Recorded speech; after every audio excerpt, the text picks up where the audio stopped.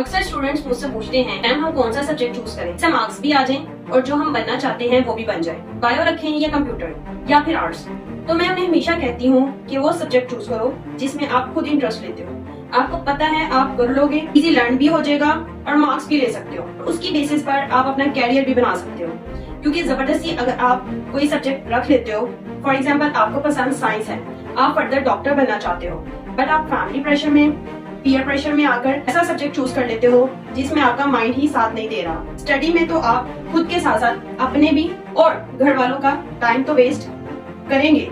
साथ साथ आपकी काबिलियत, आपका पैशन कहीं छुप जाएगा, जिसकी वजह से सारी जिंदगी आपको पछतावे के अलावा कुछ नहीं मिलेगा। और हमेशा याद रखिए, गुजरा हुआ वक्त कभी हाथ नहीं आता। मैं यहाँ ये जरूर कहना चाहूंगी कि ये सबके लिए नहीं। बहुत से स्टूडेंट्स पेरेंट्स की मर्जी से भी सब्जेक्ट चूज करते हैं और बहुत कुछ अचीव कर लेते हैं और उनकी खुशी में राजी हो जाते हैं और